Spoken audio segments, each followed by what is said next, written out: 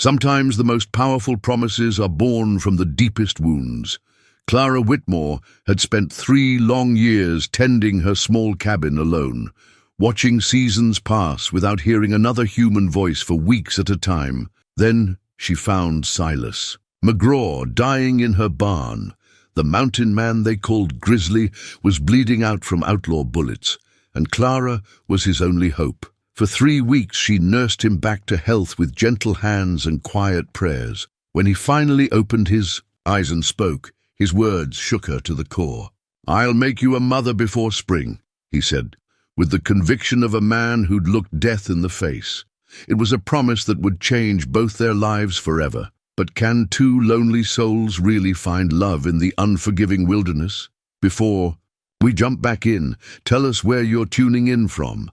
And if this story touches you, make sure you're subscribed, because tomorrow I've saved something extra special for you. 3 years before that fateful promise, Clara Whitmore had arrived at the mountain cabin with nothing but a wagon, 2 horses, and a heart full of grief. The small log structure sat on a natural ledge carved into the mountainside, overlooking a valley that stretched for miles in every direction. Pine trees towered like ancient sentinels, their branches heavy with snow most of the year. It was beautiful in its isolation, and that isolation was exactly what Clara had sought. Her husband Thomas had built this place as a hunting retreat, planning to retire here someday. But someday had never come for Thomas. A fever had taken him during their 3rd year of marriage, leaving Clara alone in their St. Louis home with debts she couldn't pay, and neighbors who whispered about the young widow who'd never given her husband, children. The cabin in the Colorado Territory represented escape from those whispers, from the pitying looks, from the empty rooms that still smelled of Thomas's pipe tobacco. The first winter had nearly killed her. Clara had underestimated the brutal reality of mountain survival. The cold bit through every gap in the cabin's chinked logs. Food stores ran dangerously low when early snows trapped her for weeks at a time. She learned to split wood with numb fingers, to melt snow for water when the creek froze solid, to stretch beans and salt pork through months of isolation. But Clara had discovered something unexpected in that struggle. She was stronger than she'd ever imagined. Each challenge overcome built confidence in her capable hands. She learned to read weather patterns in cloud formations, to track game through snow, to preserve meat and vegetables through the long winter months. The cabin became more than shelter. It became home. Her daily routines had settled into comfortable rhythms by the 3rd year. Morning prayers with her worn leather prayer book, the same one her mother had carried from Ireland decades earlier. The book's pages were soft as cloth from countless readings, its margins filled with pressed flowers and penciled notes from 3 generations of women. It anchored her to faith when loneliness threatened to overwhelm. After prayers came the practical work of survival, checking snares for rabbits and grouse, tending her small vegetable garden during growing season, maintaining her food stores, keeping the cabin in repair. Every task required careful attention.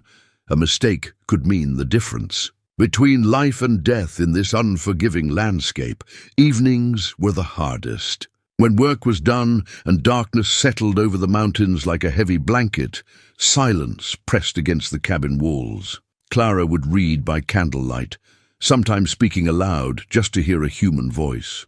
She'd grown accustomed to her own company, but comfort wasn't the same as contentment.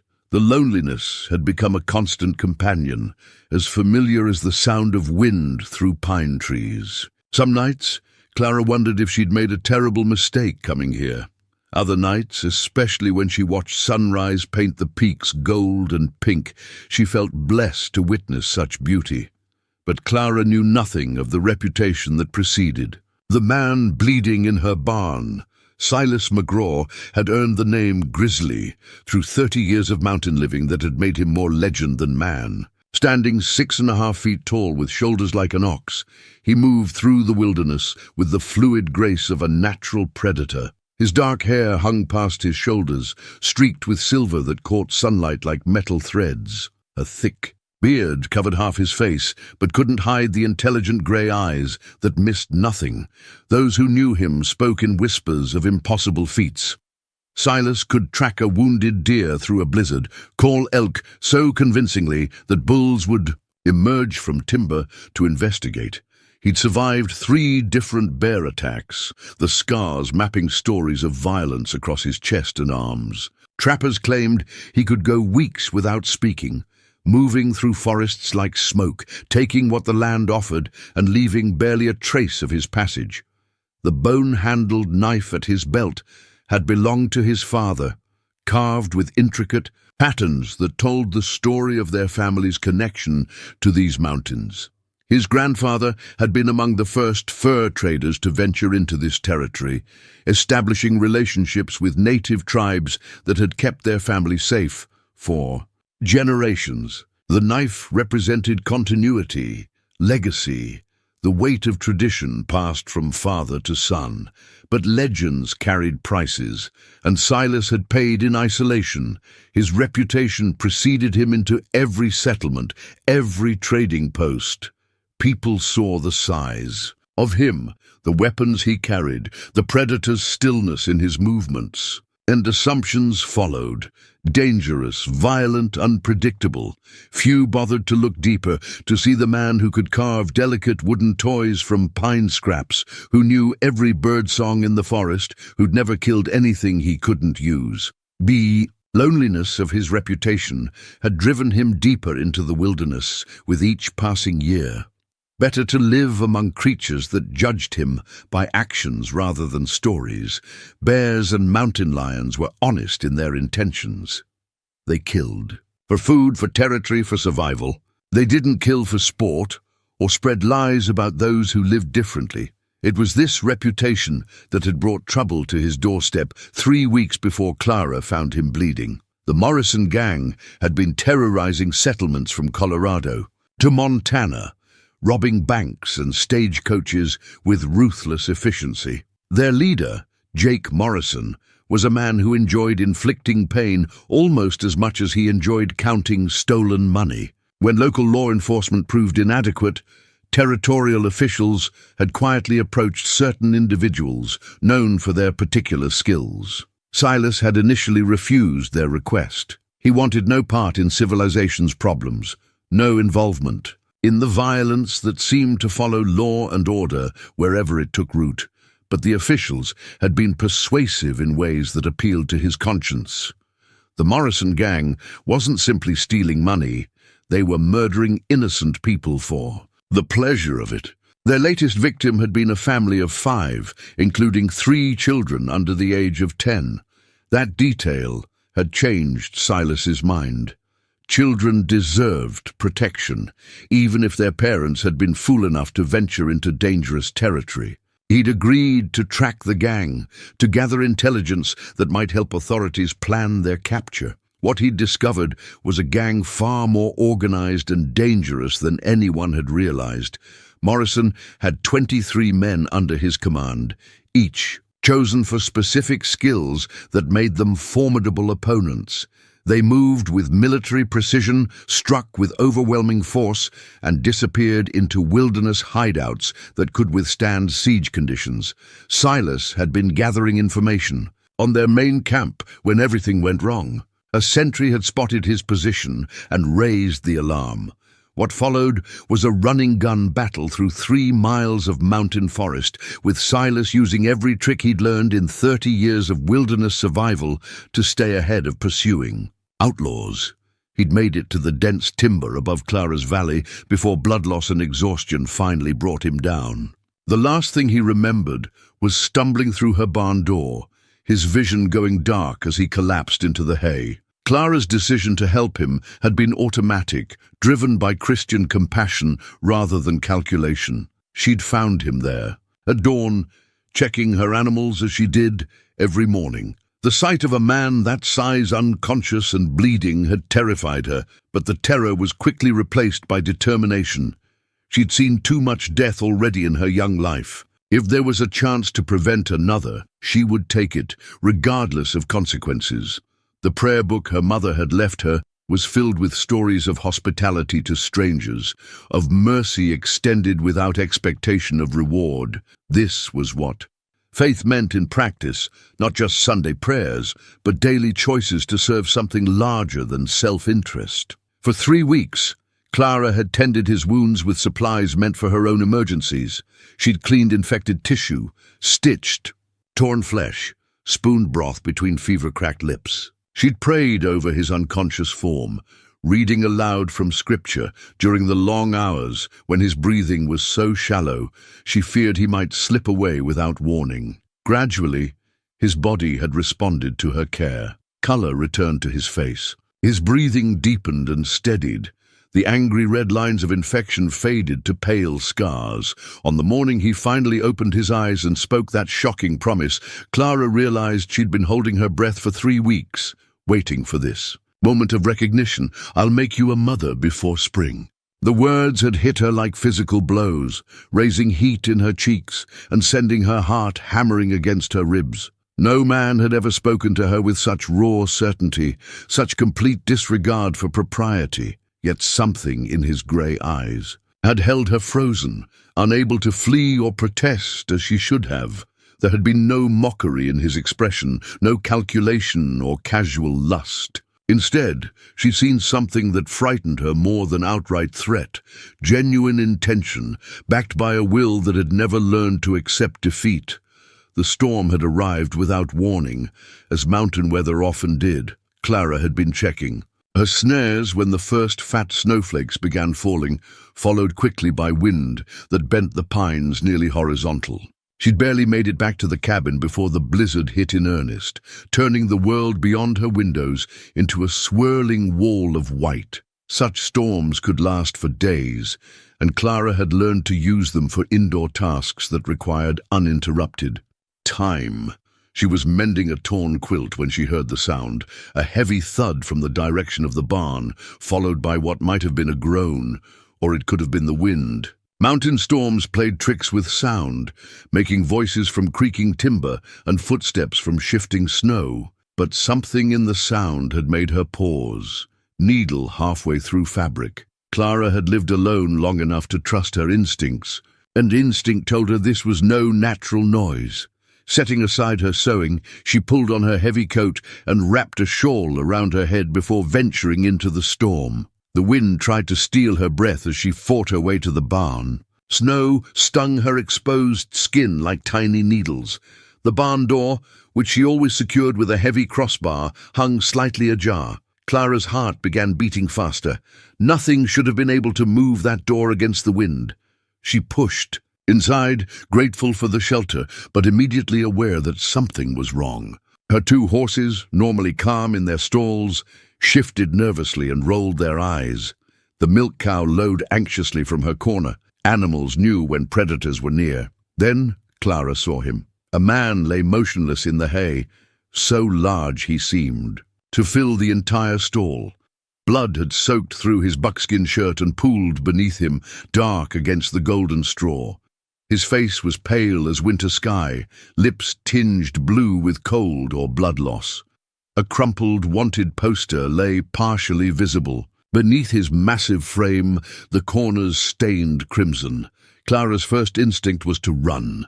Every story she'd ever heard about mountain men painted them as violent, unpredictable creatures, barely more civilized than the bears they hunted. This one was clearly on the wrong side of the law, judging by that poster. Harboring a wanted man could bring trouble she wasn't equipped to handle, but as she stood frozen in the doorway, snowflakes swirling around her skirts, another instinct proved stronger. This was a human being dying in her barn, and she was the only person who could help him. Clara had been raised to believe that mercy was not optional. It was the fundamental requirement of a Christian life. She knelt beside him, checking for signs of breathing. His chest rose and fell in shallow, irregular movements.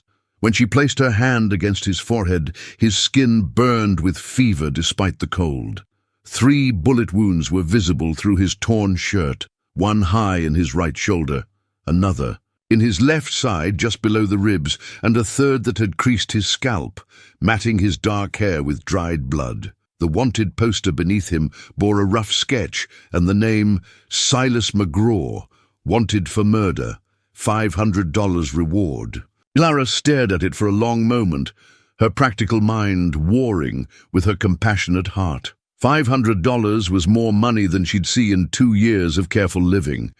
It would buy supplies, security, perhaps even passage back to civilization, if she chose. But looking at his face, slack with unconsciousness and pain, Clara couldn't see a killer. She saw someone's son, someone who had once been a child learning to walk and speak and dream. Whatever crimes he might have committed, whatever dangers he might represent right now, he was simply a man who would die without her help. The decision made itself. Clara rose and began gathering supplies, clean cloth for bandages, her precious store of whiskey for cleaning wounds, needle and thread for stitching, blankets to fight the cold that was probably as dangerous as his injuries. Working by lamplight, while the storm raged outside, she began the delicate process of trying to save a stranger's life. The shoulder wound was the most serious.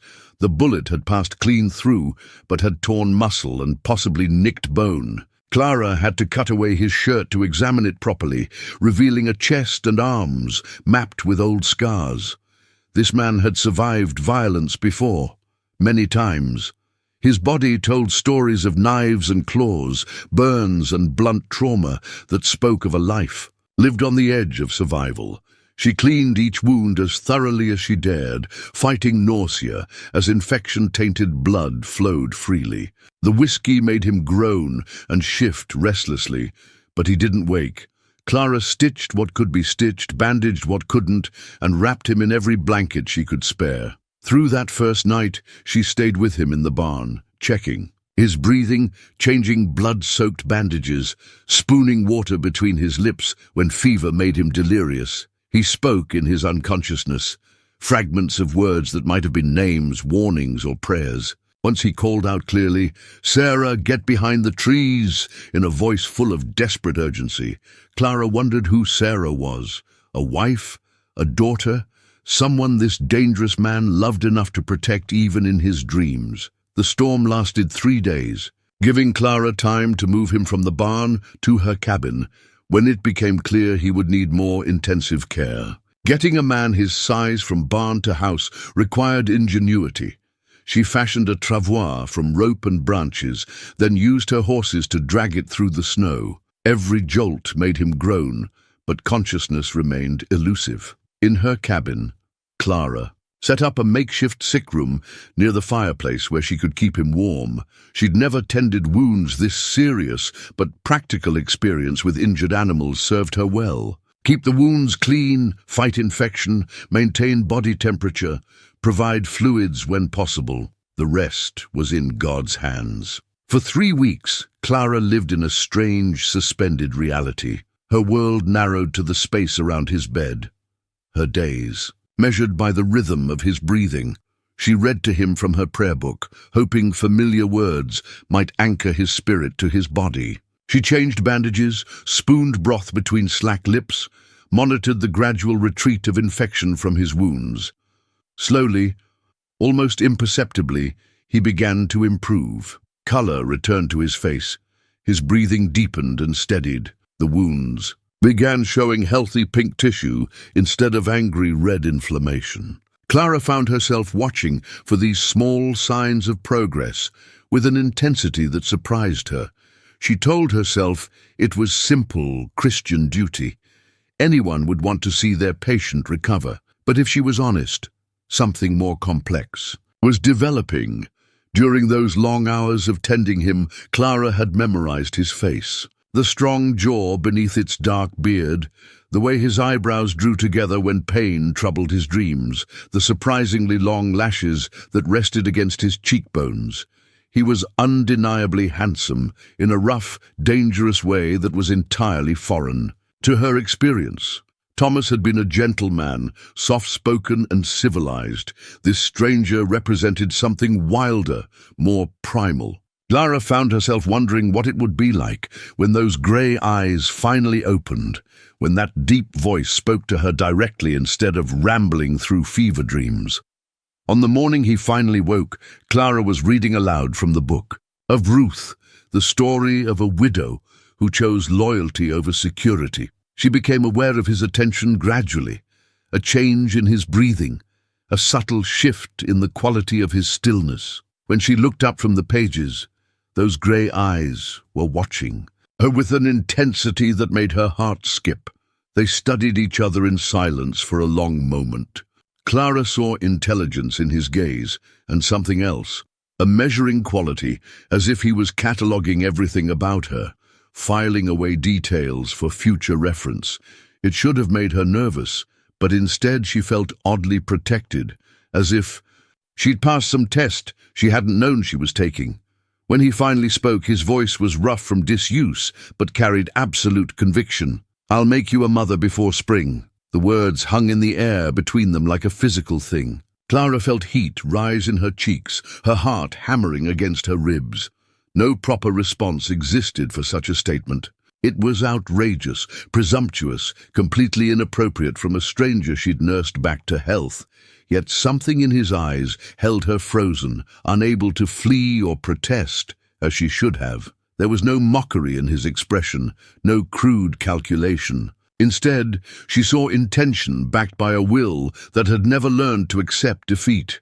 This was not an idle boast or desperate rambling. It was a promise, delivered with the gravity of a man who kept his word regardless of cost. Clara's face burned as Silas's words echoed in the small cabin.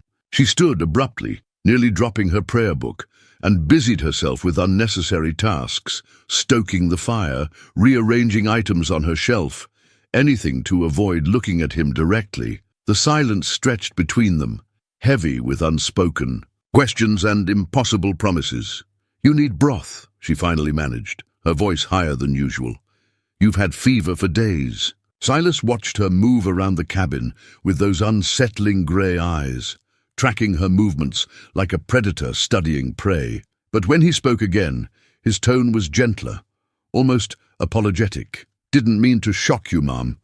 Sometimes a man says what's in his heart without thinking about proper words." Clara paused in her busy work, surprised by his attempt to soften the moment. She'd expected crude insistence or arrogant assumption, not this careful retreat.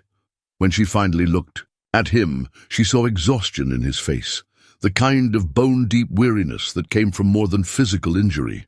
"I'm Clara Whitmore," she said quietly, offering the dignity of names to replace the awkwardness of his declaration. "Silas McGraw." He tried to shift position and winced, his hand moving to the bandages around his ribs. "Though I suspect you already know that." Clara's eyes went to the wanted poster she'd hidden beneath other papers on her table.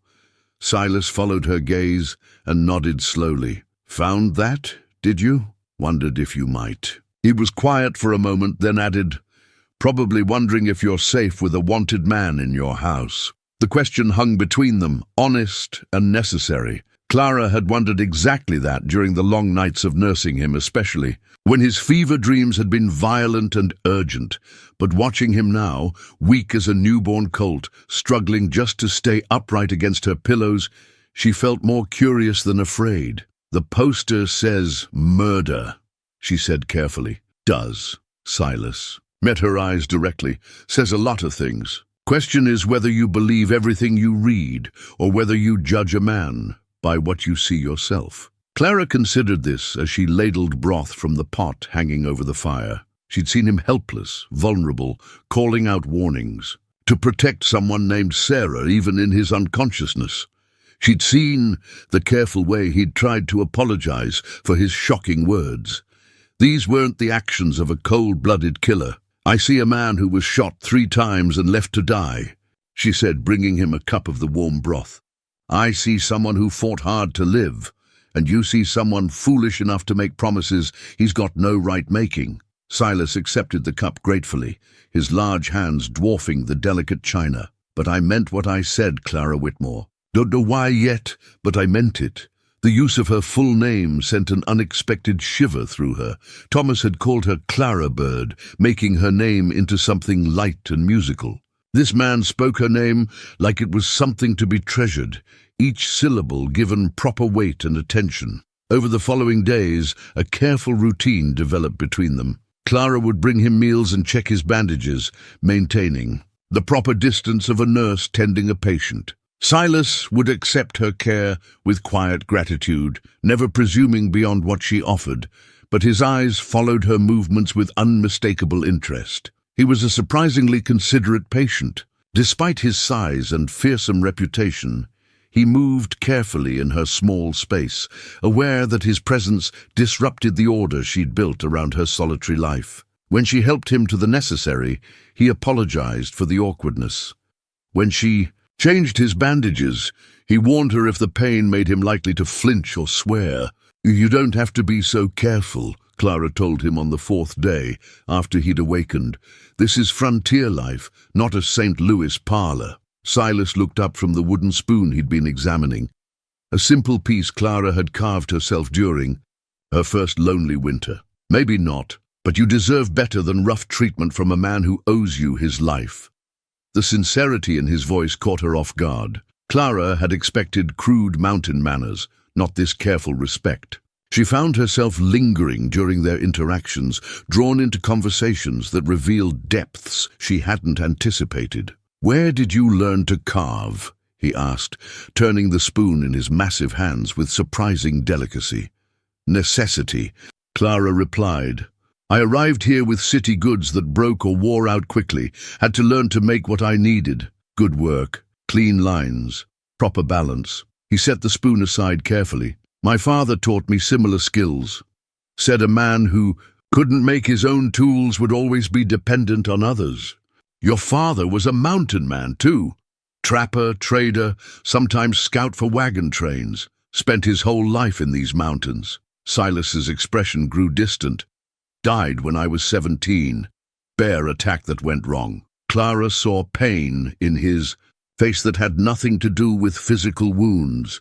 "I'm sorry, that must have been terrible." "Was, but he taught me everything he could before then. How to read weather, track game, survive winters that would kill most men." Silas looked at her directly. "How to recognize something worth protecting when you find it." The words carried weight beyond their surface meaning. Clara felt heat rise in her cheeks again, but this time she didn't look away. Something was building between them, fragile as spring ice, but undeniably present. That night, Clara lay in her narrow bed. She'd given him her wider one near the fireplace and listened to his steady breathing. For 3 years, she'd been the only human sound in this cabin. Now another heartbeat in rhythm with hers, another soul shared the space she'd claimed as sanctuary.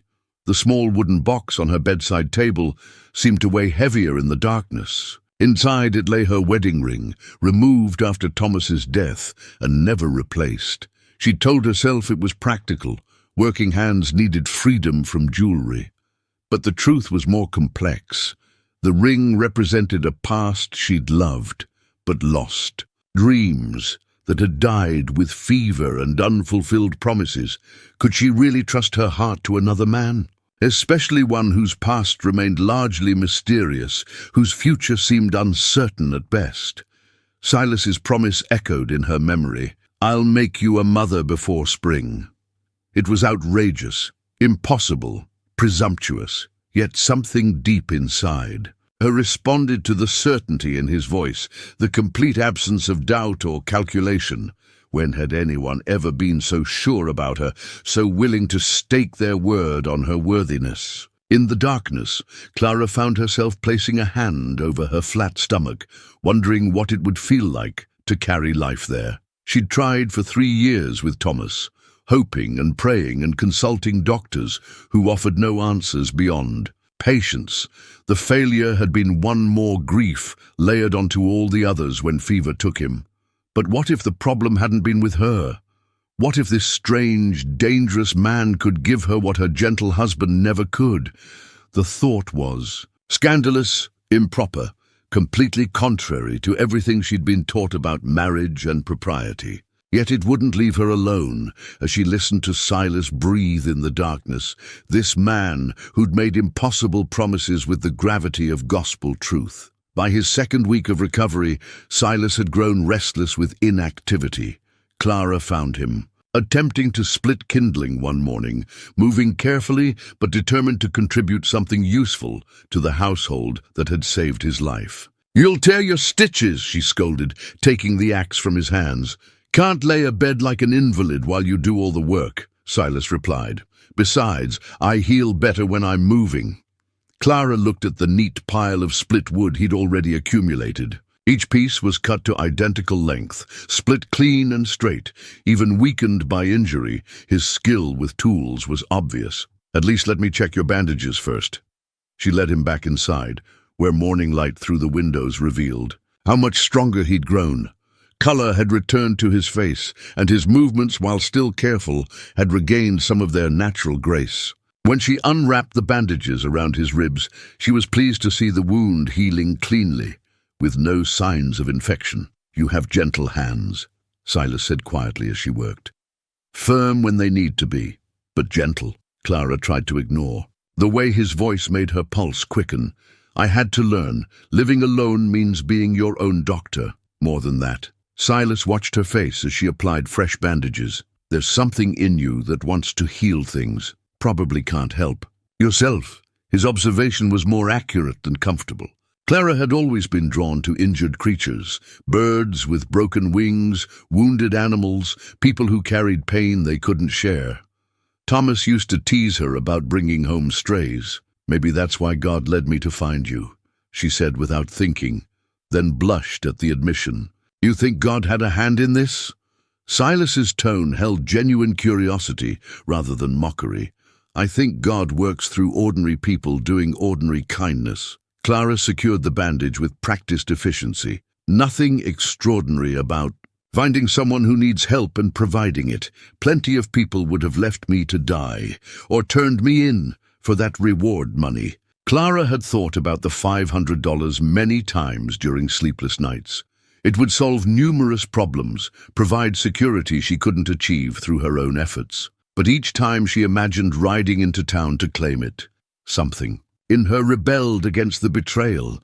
"Blood money never brought anyone happiness," she said firmly. Silas caught her hand as she reached for the unused bandages, his large fingers closing gently around hers.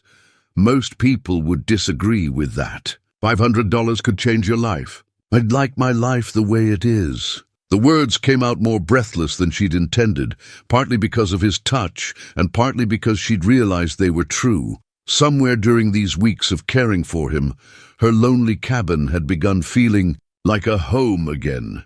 "Do you?"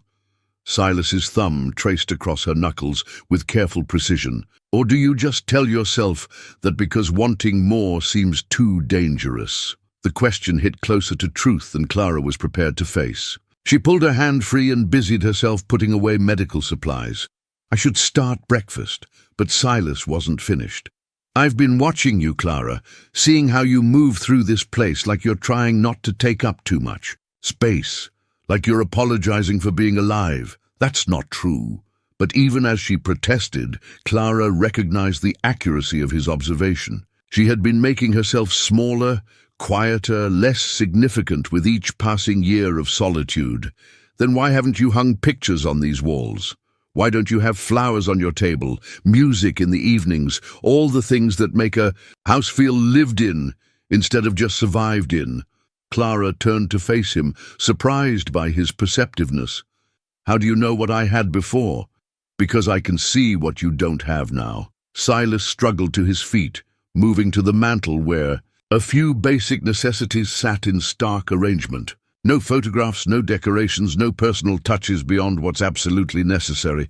"You're living like you're afraid to get comfortable." His words stung because they were true. Clara had stripped her life down to bare essentials, telling herself it was practical frontier living, but honesty forced her to admit she'd been protecting herself from hope, from the possibility of loss that came with caring too much about anything.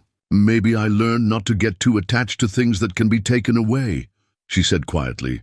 Silas turned to look at her, understanding dawning in his grey eyes. Someone hurt you. Badly. Life hurt me. Clara moved to the stove, needing the familiar ritual of preparing food. I'm not the first woman to lose a husband, won't be the last. But you decided it was safer to stop living than risk loving again. The accusation, gently spoken but devastatingly accurate, made Clara's hands still on the coffee pot. She thought she was being practical, self-sufficient, admirably independent, but Silas saw through her careful arrangements to the fear underneath. I'm living, she said defensively. You're surviving. There's a difference. Over the following days, Silas began making subtle changes to Clara's carefully ordered space. He carved a simple wooden flower from pine scraps and left it on her table. He fixed the squeaky hinge on her door that she'd grown accustomed to ignoring. Most significantly, he began cooking meals, simple but flavorful food that required her to sit and enjoy rather than simply consume for fuel. Where did you learn to cook? Clara asked, watching him turn venison and wild onions into something that smelled like celebration. 30 years of feeding myself, Silas replied, adjusting seasonings with the confidence of long practice. Man gets tired of charred meat and boiled beans. The meal he prepared was a revelation. Clara had forgotten that food could be pleasure as well as necessity. She found herself lingering over each bite, savoring flavors that were complex and satisfying. This is wonderful, she said, meaning it completely. Good food is one of life's reliable pleasures, Silas replied. Shame to waste it on anything, less than your best effort. After dinner, he surprised her again by producing a hand-carved wooden spoon from his coat pocket. It was beautiful work, smooth as silk, perfectly balanced, decorated with subtle patterns that caught the firelight. For you, he said simply, placing it beside her plate. Clara picked up the spoon, marveling at its craftsmanship. When did you make this? Evenings, while you were reading. Silas watched her examine his work. Hands need something to do during healing time. The spoon represented hours of careful work, attention to detail that spoke of genuine care. Clara realized this was his way of contributing, of giving her something beautiful, simply because she deserved beauty in her life. It's too fine for everyday use, she protested. No such thing, Silas said firmly. You're worth fine things every day, not just special occasions. That night, Clara held the wooden spoon as she lay in bed, feeling its smooth surface warm under her touch. No one had made anything specifically for her, since Thomas carved her a jewelry box during their courtship. She'd forgotten what it felt like to be the focus of someone's creative attention, to be considered worthy of time and skill freely given. The spoon was more than a utensil. It was a declaration that her comfort mattered, that her daily life deserved enhancement rather than mere endurance. For the first time in 3 years, Clara fell asleep smiling.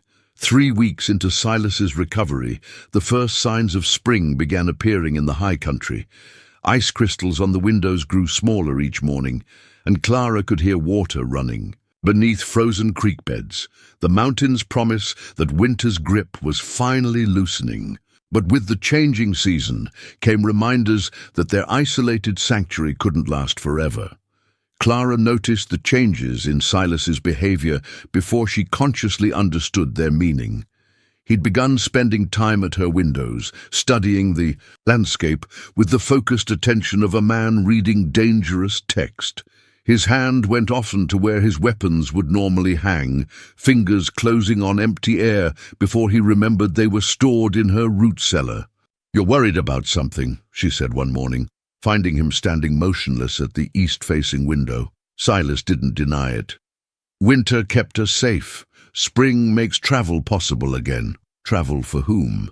People who might still be looking for me. He turned from the window, his expression serious. That gang didn't give up easy. They've probably been waiting for the snows to clear. Clara felt her stomach tighten. She'd grown so comfortable in their domestic routine that she'd almost forgotten The circumstances that brought him here, how long do you think we have? Hard to say. Could be weeks, could be days. Depends on how patient they are, how much that reward money means to them. The compass in Silas's pocket seemed to weigh heavier as he spoke. His father's brass compass had guided him through countless wilderness journeys, always pointing toward purpose and direction, even when the way forward seemed impossible. Now it pointed toward a choice that would define both their futures. I should leave, he said quietly. Every day I stay puts you in more danger. And every day you leave too soon risks your life, Clara replied with more force than she'd intended. Those wounds aren't fully healed. You're still weak enough to get you killed if they find me here. Silas's jaw was set in lines she'd learned, meant his mind was made up. Better I take my chances on the trail than wait for trouble to come to your door.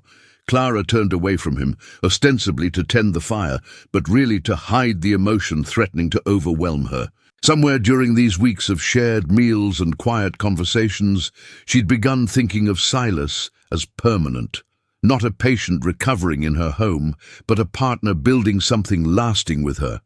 The realization of how much she'd invested in this impossible situation hit her like cold water. She was a respectable widow who'd taken in a wanted man, nursed him back to health, and somehow convinced herself they had a future together.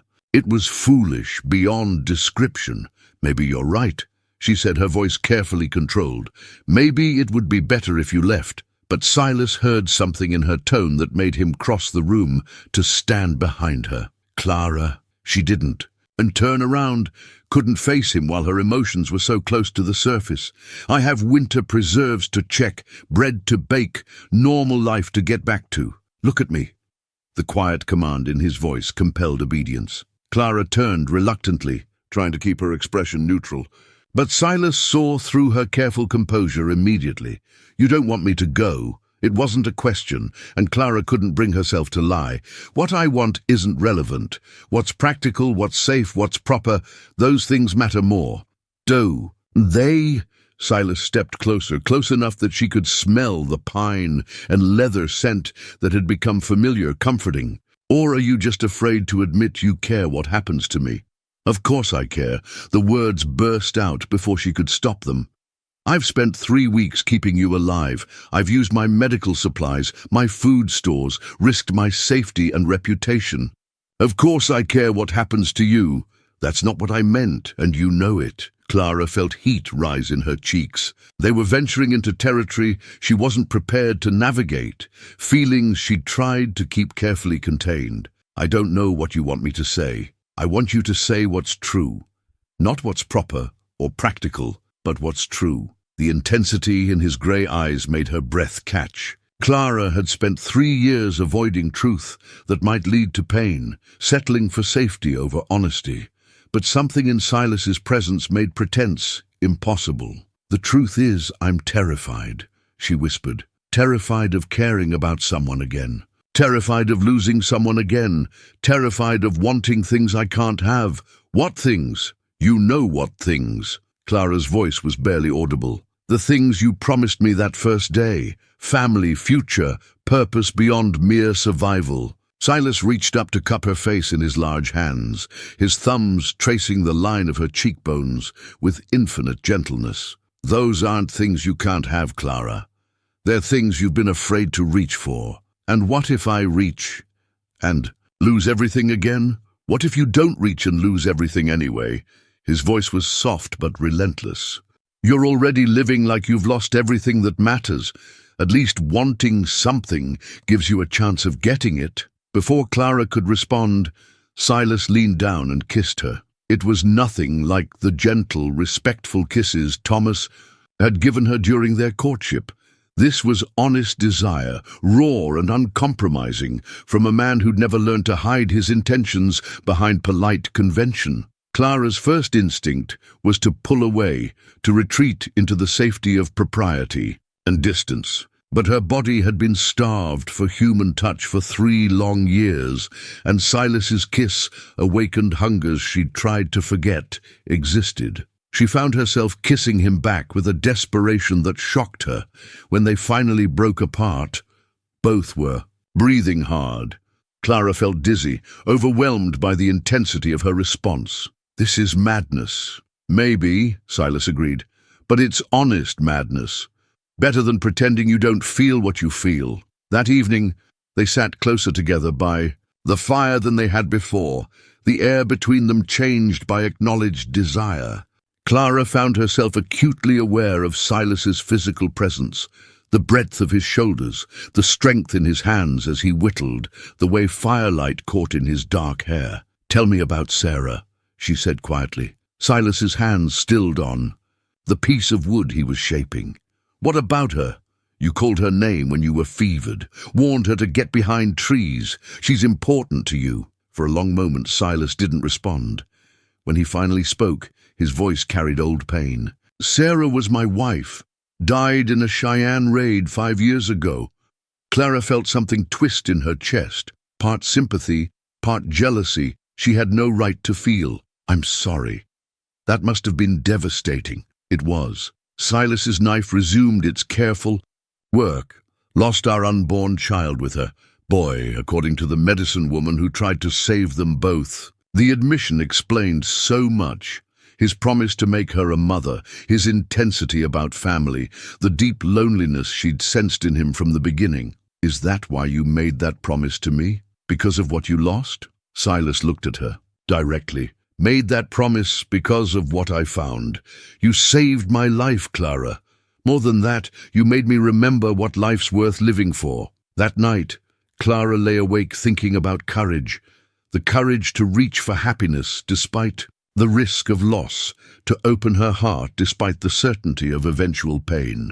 Everyone she'd ever loved had been taken from her, but maybe that was exactly why love mattered so much when it appeared again. In the darkness, she made a decision that would change everything. The decision Clara made in the darkness proved easier to contemplate than to act upon.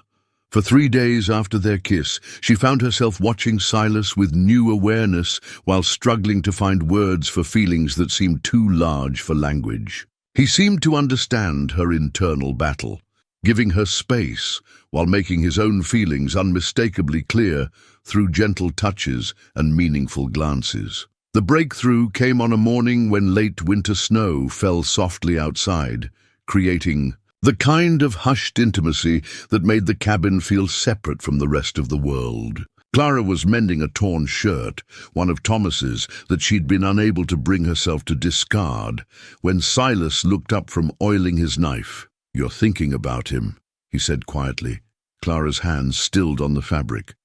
"Yes, want to." "Tell me about him." The invitation surprised her. Thomas had become a subject she avoided, too painful to discuss and too private to share. But something in Silas's tone suggested genuine interest rather than mere politeness. He was gentle, she began slowly, kind in ways that made everyday life easier. "He never raised his voice, never made me feel foolish for being afraid of storms or missing my family." Silas nodded, encouraging her to continue. "We tried for 3 years to have children, saw doctors in St. Louis, tried every remedy anyone suggested. Nothing worked." Clara's voice grew quieter. "When he died, part of me wondered if God was punishing me for some sin I couldn't identify. Why else would I be denied the children I wanted so desperately?" "Maybe because you were meant to have different children with a different man," Silas said gently. Clara looked up, surprised by his certainty. "You sound very sure of that." "I am sure." Silas set down his knife and moved to sit beside her on the small bench. Sometimes life has to take things away before it can give you what you're really meant to have. His proximity made Clara's pulse quicken, but she forced herself to focus on the conversation. "That seems cruel, maybe. Or maybe it's just how growth works. Old things have to die before new ones can take root." Silas gestured toward the window, where snow was melting off pine branches in the warming air. Trees drop their old needles to make room for new growth. Ground lies fallow before it produces the best crops. Clara considered this, her fingers tracing the worn fabric of Thomas's shirt. "You think my marriage was just preparation for something else?"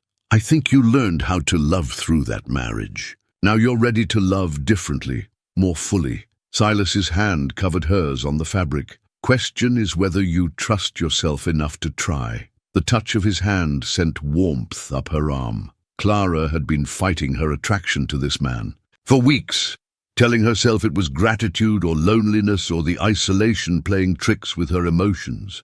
But sitting here in the quiet intimacy of snowfall, she could no longer deny the truth. I want to try, she whispered, but I don't know how to be with someone like you, someone like me. Dangerous, complicated, someone who makes promises that sound impossible but feels absolutely certain. Silas smiled, the expression transforming his usually serious face. Clara, you've been living alone in the wilderness for 3 years. Nursing wounded strangers back to health, surviving challenges. That would break most people. You're far more dangerous than you give yourself credit for. The observation made her laugh, a sound she hadn't heard from herself in months. I suppose surviving here does require a certain kind of courage. More than courage, requires someone willing to fight for what matters. Silas's thumb traced across her knuckles. I've been watching you fight for my life these past weeks. Made me wonder what you'd be capable of if you were fighting for your own happiness. Clara felt something shift inside her chest, a loosening of restrictions she'd placed on her own heart. She thought of her mother's locket, hidden in her bedroom drawer, along with the pressed flower from her childhood home. The flower had traveled thousands of miles, survived countless hardships, just as Clara had. Maybe it was time to stop merely surviving and start truly living. There's something I need to tell you, she said, her voice steadier than she'd expected. About why Thomas and I never had children. Silas waited patiently, sensing the importance of what she was about to share. The doctors said the problem was with me, something about my body that made pregnancy unlikely. Clara's cheeks warmed with embarrassment, but she forced herself to continue. I need you to know that before you make any more promises about making me a mother. Instead of disappointment or withdrawal, Silas's expression grew more tender. Did the doctors run their tests on your husband too? No. In those days they assumed the woman was always the problem. Silas shook his head. Doctors don't know everything, Clara. Hell, they don't know much of anything about how bodies really work, especially women's bodies. But what if they were right?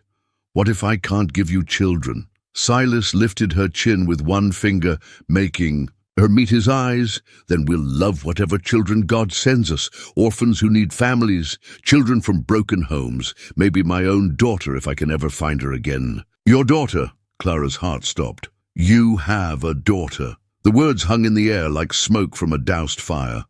Silas's face went carefully blank, and Clara realized he'd revealed something he hadn't intended to share. He corrected quietly. Lost track of her after Sarah died. Her grandmother took her east, wouldn't tell me where. Clara felt her world tilt sideways. A daughter. Silas had a living child somewhere, a piece of his heart that belonged to someone else entirely. Everything about their situation suddenly seemed more complicated, more fraught with potential heartbreak. How old is she?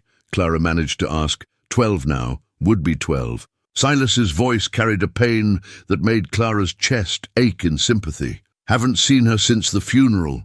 Her grandmother blamed me for Sarah's death, said I was too dangerous to raise a child. Was she right? The question came out harsher than Clara intended, but she needed to know. If Silas truly was too dangerous for his own daughter, what did that mean for her? Maybe, Silas admitted with devastating honesty. My life has been violent, unpredictable, but I loved that little girl more than my own breath. Would have done anything to keep her safe. Clara saw the truth of it in his face. The raw grief of a father forcibly separated from his child. Her earlier jealousy transformed into something deeper, more complex. This wasn't competition for his affections. This was a wound that had never healed, a love that demanded understanding rather than resentment. What's her name? She asked softly. Emma Rose McGraw. Silas's voice grew tender with memory. She had Sarah's dark eyes, but my stubborn chin could outstubborn a mule when she set her mind to something. Clara imagined a dark-eyed girl with Silas's determined jaw and felt something unexpected bloom in her chest. Not jealousy, but a fierce, protective instinct for a child she'd never met. "Maybe someday we can find her," she said quietly. "We." Silas looked at her with surprise and something that might have been hope. "If you want that, if you want me to be part of that search." Clara took a deep breath, committing to a future she couldn't fully envision. "I meant what I said about trusting you. That includes trusting your love for your daughter." For a moment, Silas looked as though she'd given him an unexpected gift. Then he leaned down and kissed her again, this time with a gentleness that spoke of gratitude as much as desire. That night, when Clara finally invited Silas to share her bed, it was with full knowledge of the complexities ahead. He loved her, but he also loved a daughter he'd lost. She wanted children, but might not be able to bear them. They were both carrying wounds that might never fully heal. But as Silas held her in the darkness, his large hands mapping the contours of her body with reverent attention, Clara discovered that love didn't require perfection.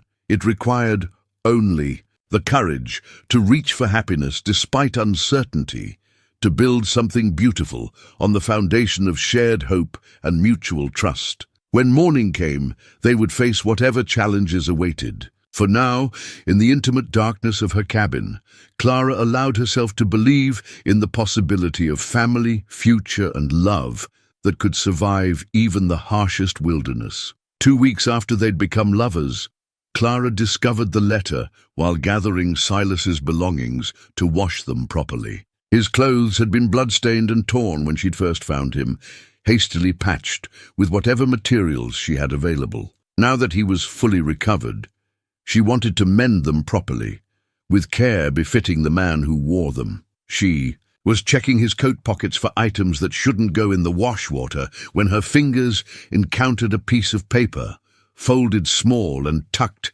deep into an inner pocket. The paper was soft with age and handling, obviously something he'd carried for years.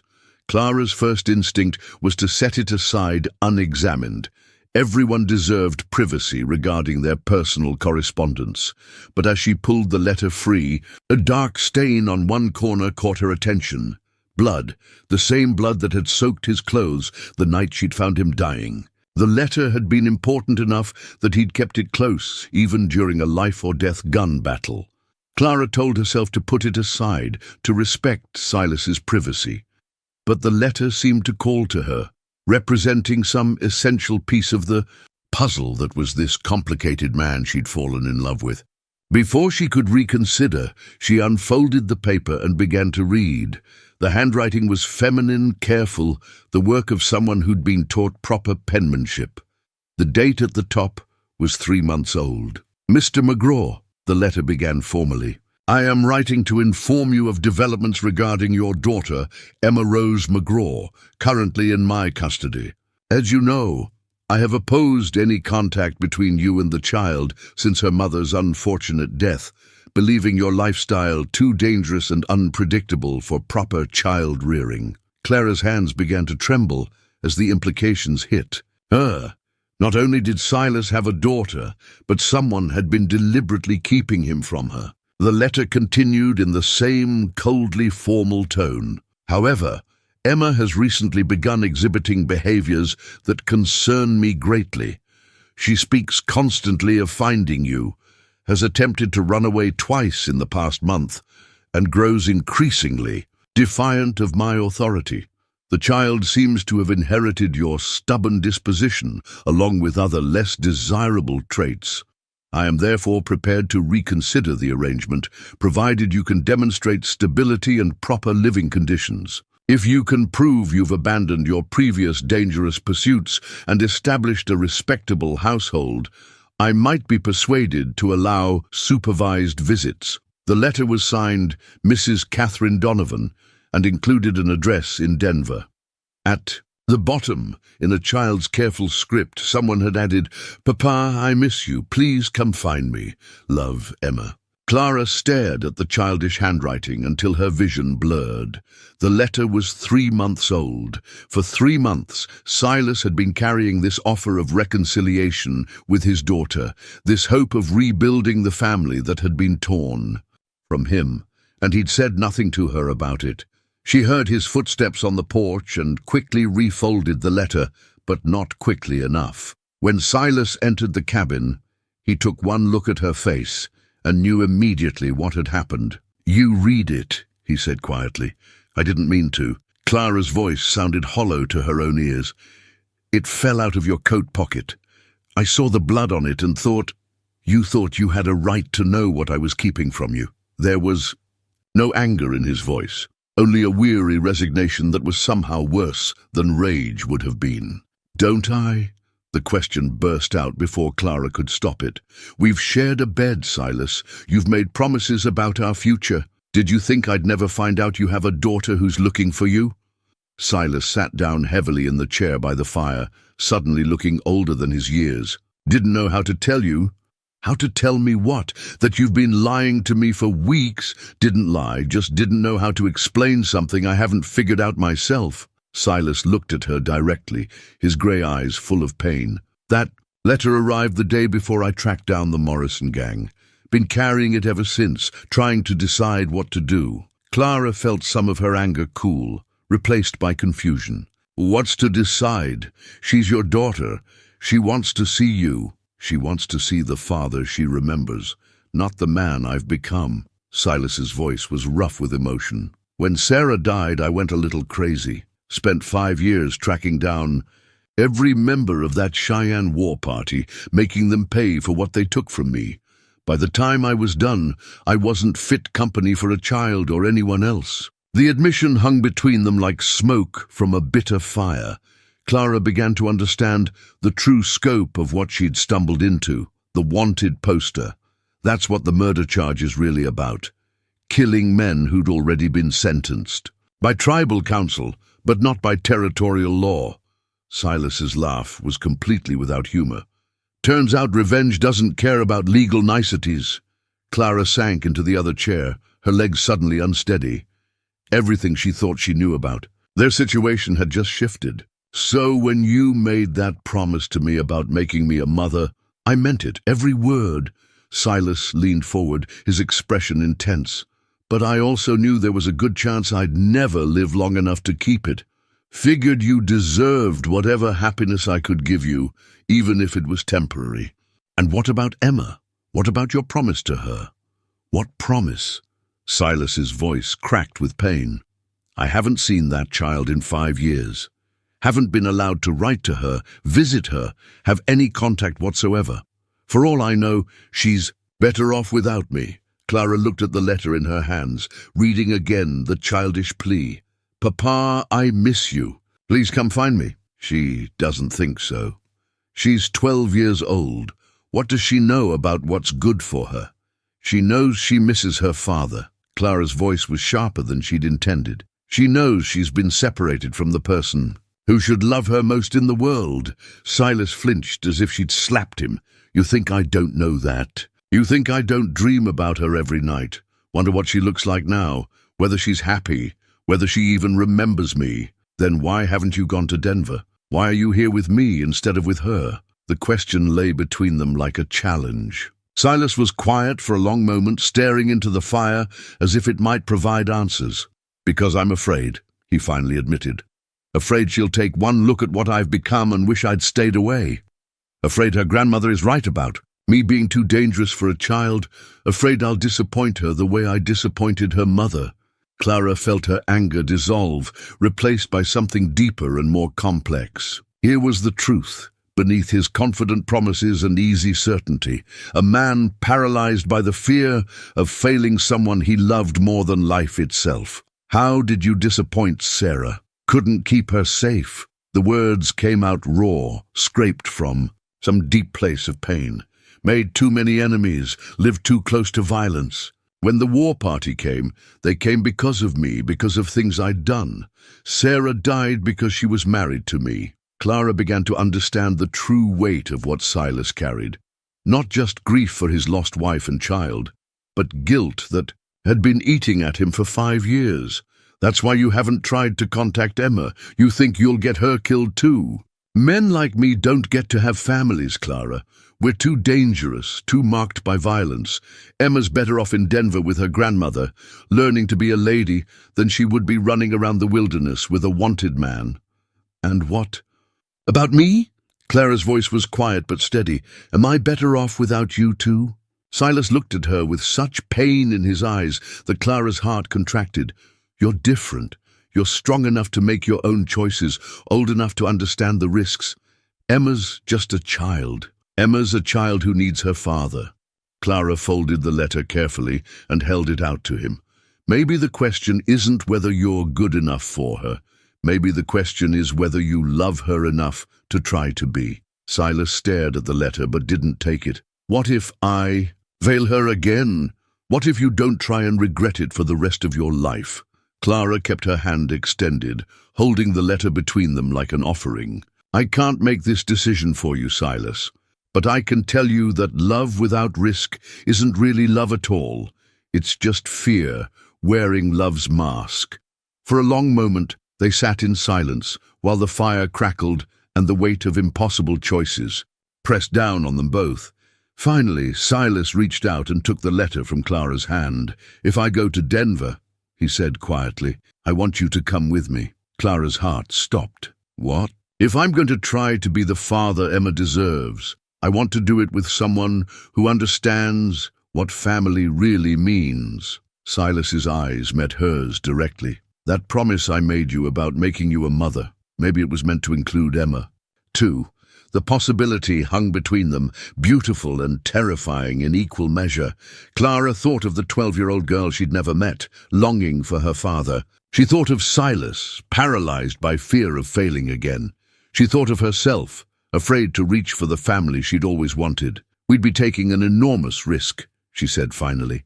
Yes, we might lose everything. We might gain everything, too. Silas's voice carried the same certainty that had marked his original promise to her. Question is whether you trust me enough to find out. Clara looked at this man who'd stumbled bleeding into her barn and changed her entire world. In 6 weeks, he'd taught her to live instead of merely survive, to reach for happiness instead of settling for safety. Now he was asking her to trust him with the biggest risk of all, the possibility of a family that included not just the children they might have together, but the child he'd already lost. When do we leave for Denver?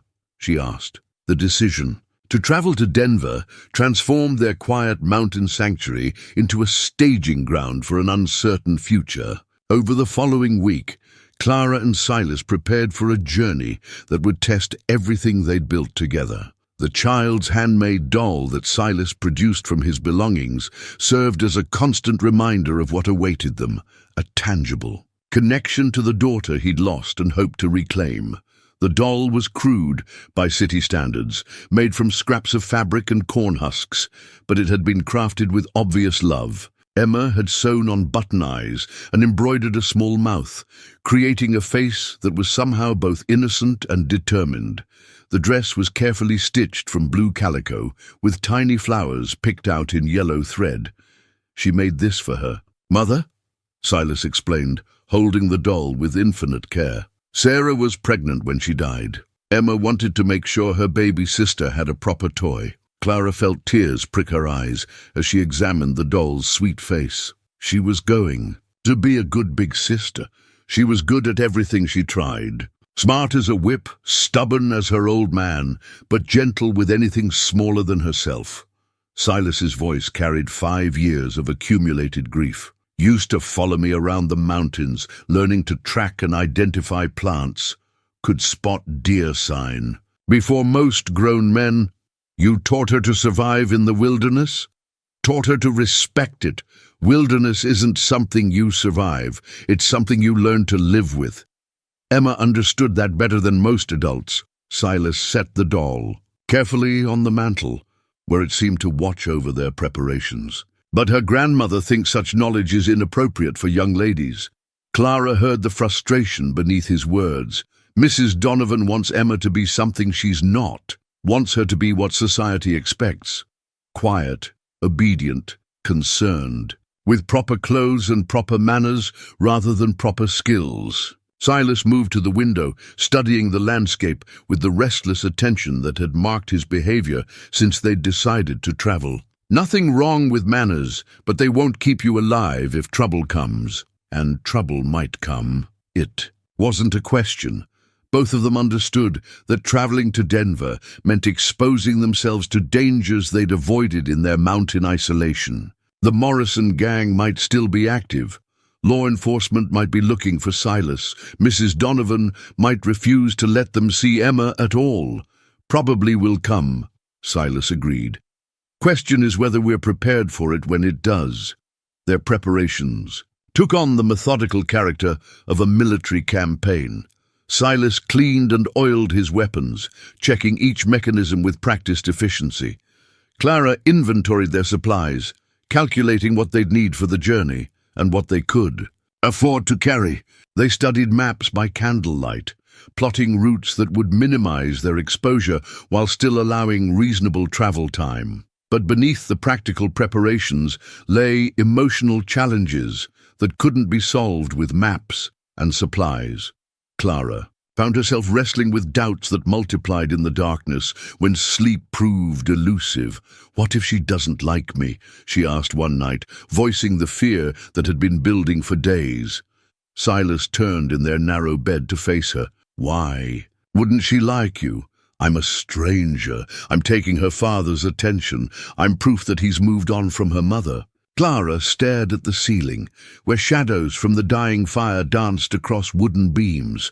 "I'm everything that represents change in a life that's already been disrupted too much. Or you're everything that represents stability in a life that's had too little of it." Silas's hand found hers beneath the quilts. "Emma's spent 5 years being told her father is dangerous, unpredictable, unfit for civilized company. Then you show up, a woman who chose to love him anyway, who saw something worth saving in him. That might be exactly what she needs to see. What if Mrs. Donovan refuses to let us see her? Then we'll find another way." The certainty in Silas's voice was absolute. "I'm done letting other people decide what's best for my daughter." Clara squeezed his hand, drawing strength from his determination. "What if the law comes for you before we can establish any kind of custody arrangement? Then you'll take Emma and disappear until things settle down." Silas's tone was matter-of-fact, as if he were discussing the weather rather than planning. "For his potential arrest or death, I won't leave you. You will if it means keeping Emma safe." Silas's grip on her hand tightened. "That's not negotiable, Clara. Whatever happens to me, Emma comes first."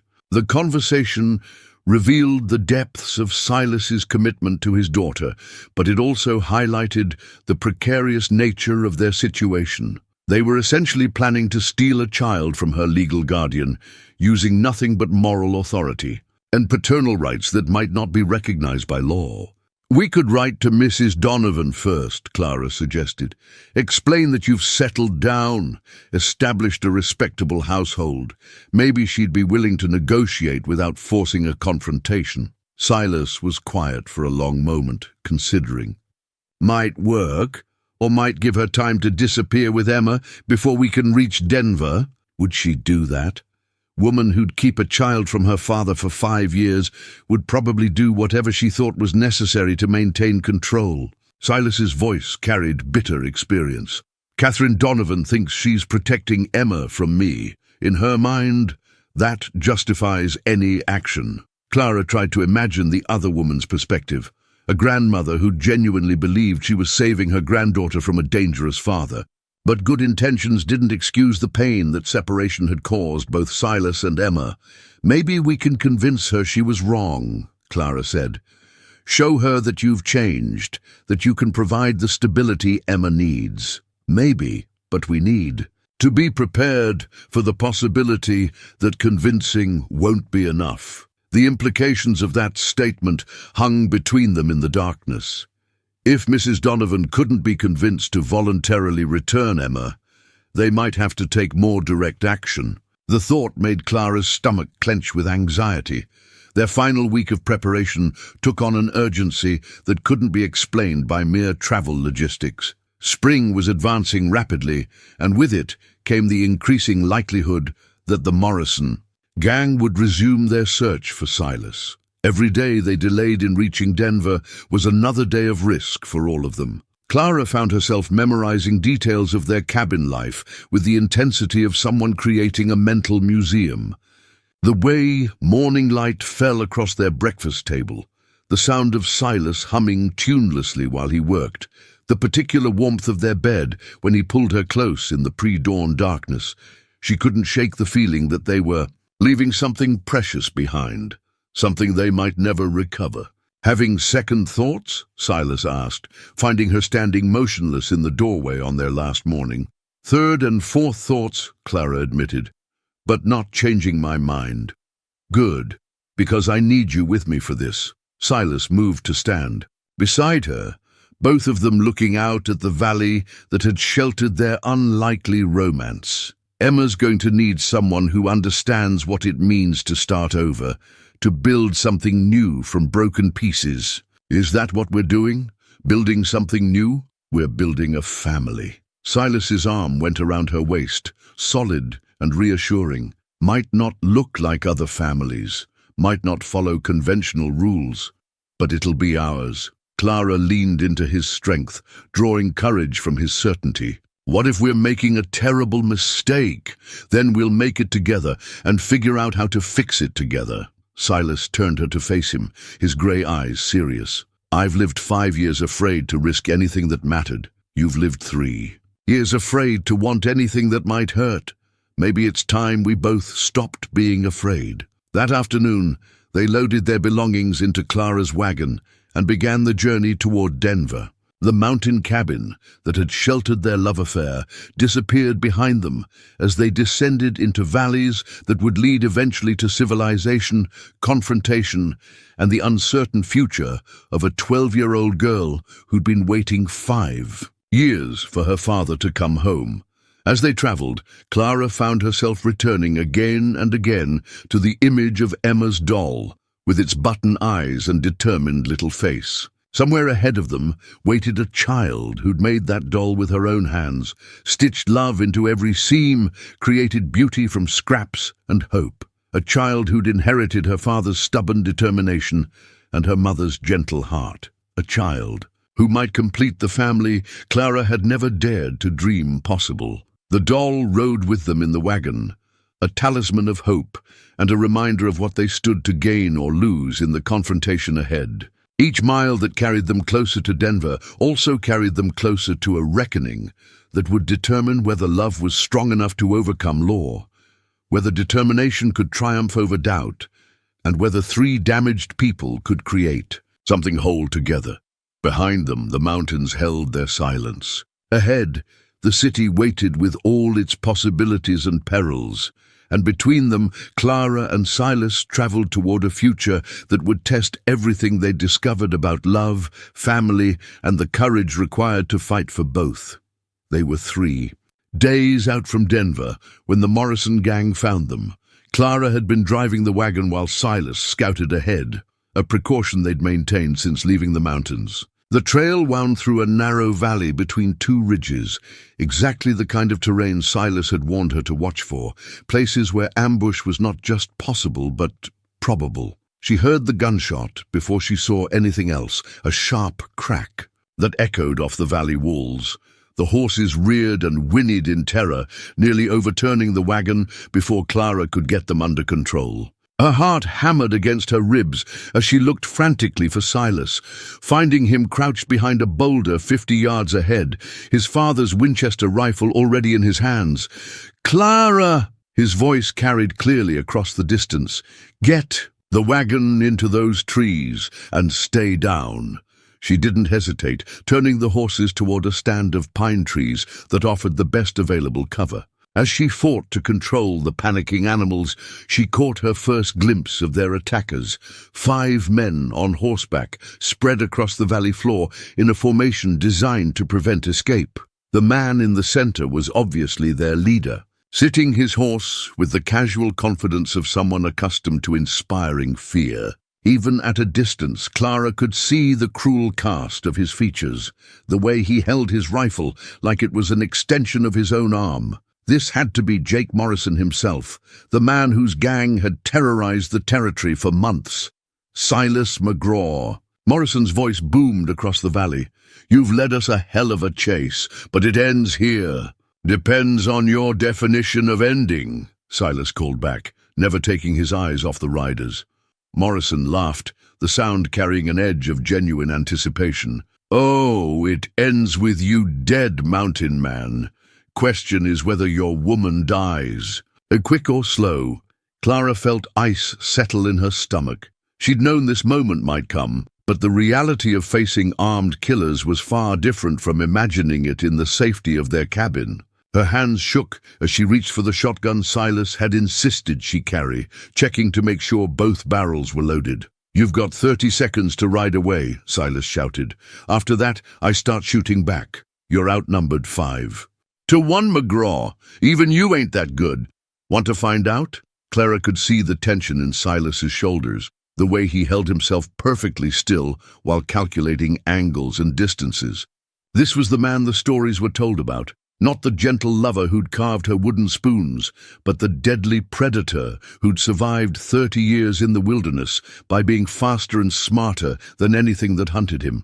The transformation was both terrifying and magnificent. Gone was every trace of domesticity, replaced by a lethal focus that made the air itself seem dangerous. When Silas moved, it was with the fluid precision of a man who'd never missed a shot that mattered. His first bullet took Morrison's hat clean, off his head, close enough to part his hair. The second shattered the rifle stock of the man to Morrison's left before he could bring it to bear. The third and fourth shots came so quickly they sounded like one, dropping 2 horses and sending their riders scrambling for cover. Clara had never seen anything like it. Silas worked the lever of his Winchester with mechanical precision, each shot placed exactly where he intended, each movement calculated to maintain his advantage. This wasn't wild shooting or lucky marksmanship. This was surgical violence applied by a master craftsman. Morrison's remaining men returned fire, but they were shooting uphill at a target who'd already moved to new cover. Their bullets sparked off rocks and splintered trees, but Silas seemed to anticipate each shot, staying one step ahead of their aim. "God damn you, McGraw!" Morrison roared. "Stand and fight like a man!" "I am fighting like a man," Silas called back. "You're the ones fighting like amateurs." Clara watched in fascination and terror as Silas systematically dismantled their attackers.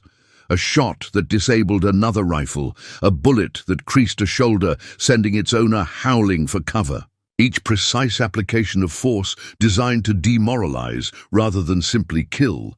But the gang members were experienced fighters themselves, and they began adapting to Silas's tactics. 2 of them split off, circling wide to flank his position.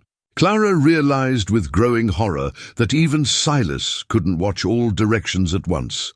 She made her decision without conscious thought, rising from behind the wagon with her shotgun ready. When the flanking riders came within range, she let them have both barrels, the twin blasts echoing like thunder in the narrow valley. The double load of buckshot didn't kill either man, but it didn't need to. One horse went down screaming, pinning, its rider beneath it. The other mount shied violently, throwing its rider into a patch of thorny scrub brush that left him cursing and bleeding. "Good shooting!" Silas called, genuine pride in his voice.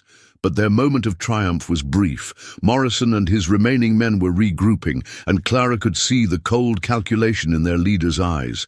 This wasn't over. It was just beginning. Morrison's face had gone dark with rage as he realized his men were being systematically outfought by a single mountain man and a woman with a shotgun. He barked orders to his remaining fighters, his voice carrying the sharp edge of a leader who'd never learned to accept defeat gracefully. "Forget the fancy shooting," he snarled. "Rush them. They can't reload fast enough to stop all of us." Clara felt her blood turn to ice water.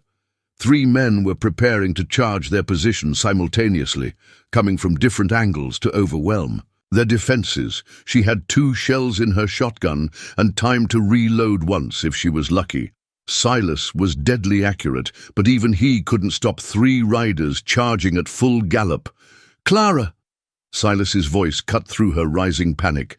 "When they charge, you take the one coming straight up the middle. I'll handle the flankers. What if I miss? You won't miss. You're fighting for Emma now, remember? For our family." The reminder steadied her more than any amount of reassurance could have. Clara thought of the 12-year-old girl waiting in Denver, the daughter who'd been separated from her father for 5 years through no fault of her own. She thought of the doll with its button eyes and determined little face, created by a child who still believed her father would come home. Morrison raised his hand, and Clara knew the charge was seconds away. She checked her grip on the shotgun, forcing her breathing to slow despite the adrenaline flooding her system. Silas had taught her to shoot during their weeks together, and she'd proven surprisingly accurate, but shooting at targets was vastly different from shooting at men who were trying to kill her now. Morrison roared, spurring his horse forward. The 3 riders came at them like thunder incarnate, their horses' hooves pounding against the rocky ground, dust rising in clouds behind them. Clara had perhaps 10 seconds before they'd be close enough for pistol fire to become deadly accurate. She chose her target, Morrison himself, charging straight toward the wagon with a pistol in each hand. If she could stop him, the others might lose heart. If she failed, he'd ride right over her position and finish this fight at point-blank range. Clara waited until she could see the hatred in Morrison's eyes, then squeezed both triggers simultaneously. The shotgun's brutal recoil drove her back against the wagon, but she saw Morrison's horse stumble and go down, throwing its rider hard against the rocky ground.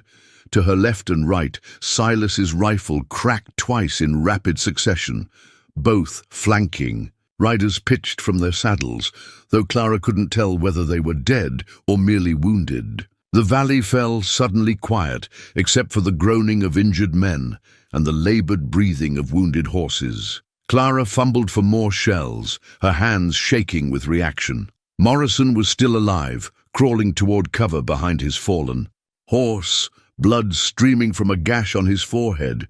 She'd hit him, but not cleanly enough to end the threat. "Stay down," Silas called, moving from his position with fluid grace. "This isn't finished yet." Morrison had managed to retrieve one of his pistols and was trying to steady it for a shot, but his vision was clearly affected by the head wound, and his movements were uncoordinated. When he finally fired, the bullet went wide by several feet. Silas approached with the calm patience of a man who'd faced death too many times to be hurried by it. "It's over, Morrison. Your men are down, your horse is dead, and you're bleeding enough to pass out in about 5 minutes. Go to hell, McGraw." Morrison tried to cock his pistol for another shot, but his strength was failing. "Already been there.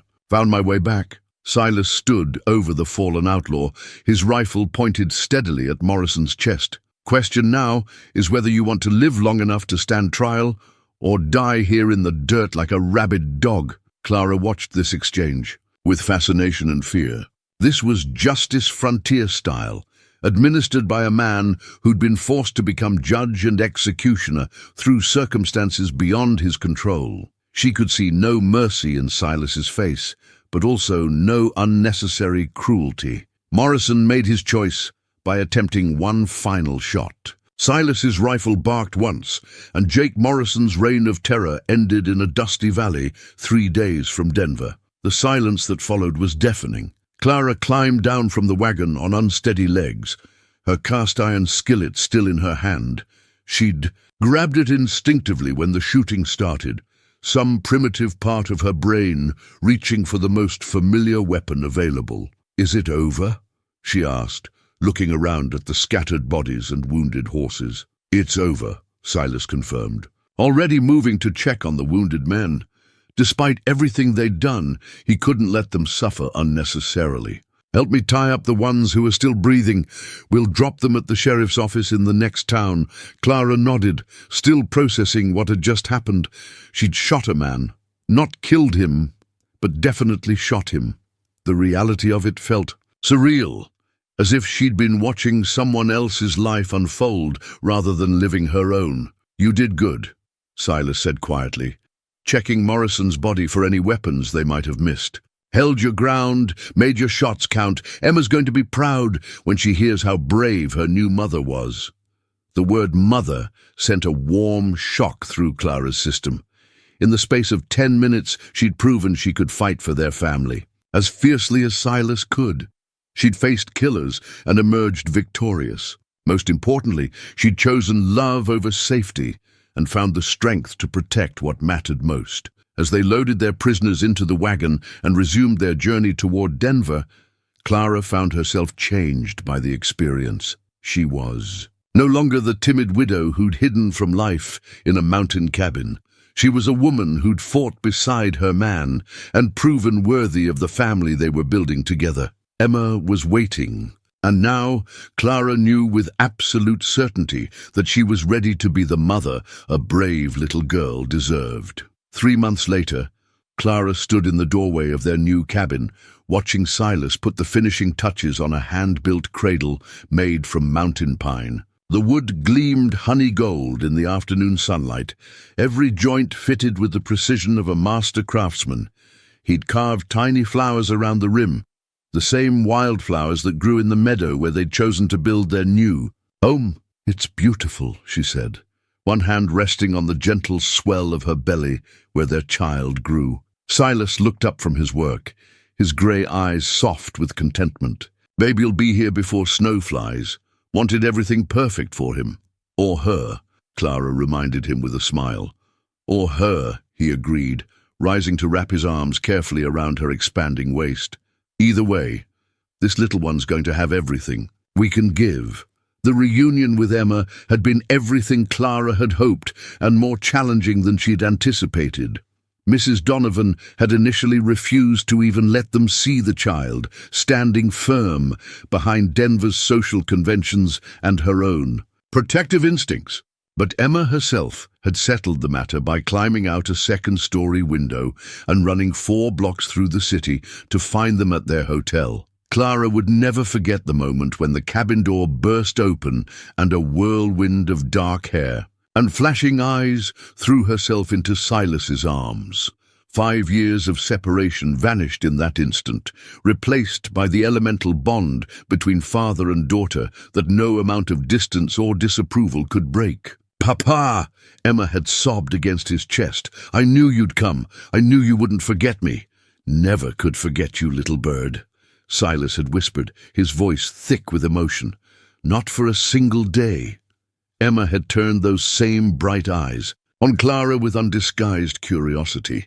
"Are you the lady who's going to marry Papa?" "I am," Clara had replied, kneeling to meet the girl at eye level. "If that's all right with you." Emma had studied her for a long moment with the serious attention of someone forced to grow up too quickly. Then she'd smiled, the same warm, transformative expression that Clara had learned to treasure in Silas. "Good," Emma had announced. "Papa needs someone to take care of him. He's not very good at remembering to eat regular meals." The transition hadn't been without difficulties. Emma had spent 5 years learning to be a proper young lady, and the adjustment to frontier life required patience from all of them. But beneath the city manners, Clara discovered a girl who still remembered how to track deer through forest undergrowth and identify edible plants by their leaves. More importantly, Emma had inherited her father's capacity for fierce loyalty.